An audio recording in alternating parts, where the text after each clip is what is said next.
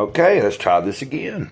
This several times now that I've fumbled the ball or was frustrated with the way the lighting was going and stuff. Still ain't too happy, but you know, most of the videos I don't spend a lot of time on. I just hit record and do the thing.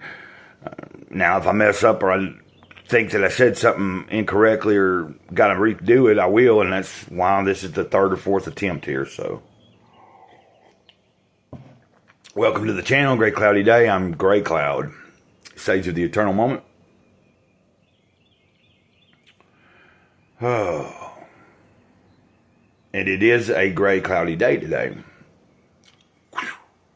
And that's the moment I have right here and right now. I'm making a video. We're going to do a Jesus Calling video. That's what I'm going to read from. Hope everybody's doing good this Saturday morning. If you could, hit that like button, please. And think about subscribing if you haven't. It really helps the channel out, the algorithm, all that. I don't try to chase the algorithm, but, you know, a thumbs up, somebody subscribing, all of that kind of adds up to whether the channel gets seen by more people. Plus, if you share it to any social media, like if you have Facebook or somewhere and you can tell people or share a few videos or whatever about the channel, wherever you can share it, that also helps people find it, push the videos out to other people. So let's get on with it. Welcome problems as perspective lifters. My children tend to sleepwalk through their days until they bump into an obstacle that stymies them. If you encounter a problem with no immediate solution, your response to that situation will take you either up or down. You can lash out at the difficulty, resenting it, and feeling sorry for yourself. And this will take you down into a pit of self-pity.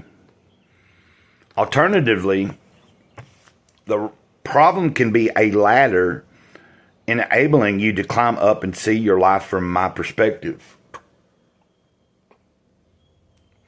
Viewed from above, the obstacle that frustrated you is only a light and momentary trouble. Once your perspective has been heightened,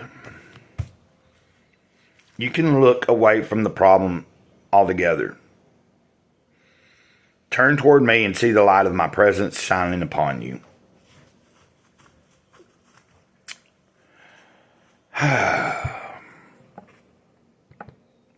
I relate to that a lot, you know. My children tend to sleepwalk through their days until they bump into an obstacle that stymies them. I can say that some days I feel like that's how I'm doing. Here lately, you know, I've been putting a lot of more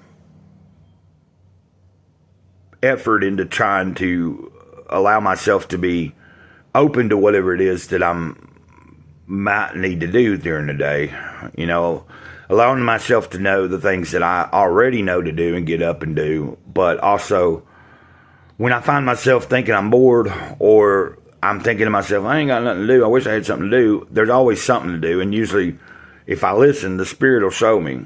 Well, hey, how about this book you've been procrastinating about finishing? How about this chore that you could have done yesterday, but you didn't do it? Why don't you do it today? You know, it can be some of the simplest and smallest things. Sometimes it's not always a grandiose, big, huge plan for the day that the Spirit has laid out for me. But our first reference scripture is 2 Corinthians chapter 4, verse 16 through 18. That is why we never give up. Though our bodies are dying, our spirits are being renewed every day.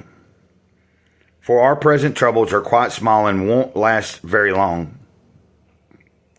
Yet they produce for us an immeasurably great glory that will last forever. So we don't look at the troubles we can see right now. Rather, we look forward to what we have not yet seen.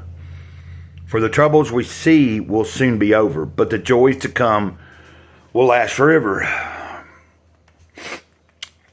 Reminds me of, you know, when we're going through something, we should remind ourselves that it will pass. But you also should remind yourself the good times pass too. I say that all the time. Not every day is going to be good. Not every day is going to be bad. You're going to have a mix of good and bad days, depending on what your perspective is that day. Think of the fourth agreement. Always do your best, and your best changes from day to day, depending on how you're feeling, moment to moment, minute to minute. Your best is not always the same, but as long as you're putting your best foot forward, that's the biggest part of it, I think. Our last reference scripture for this day and page of this reading is Psalm 89, verse 15. Happy are those who hear the joyful call to worship, for they will walk in the light of your presence, Lord. Well, guys, I don't know what to say other than let's try to let that light shine today. Yesterday evening, I did a little kind of like off the cuff. I had originally planned to try to schedule the live stream of what I did yesterday afternoon. But Mr. Self-Destruct and I did a stream where we were watching a video called, it's basically the video or the thing I shared with him to keep for me was called one of the most important videos you'll ever watch in your life or something like that. And it goes into some deep things. The video, I believe, was recorded in 2013, but the lady in the video is actually talking about documents from all the way back to 2000, 2001.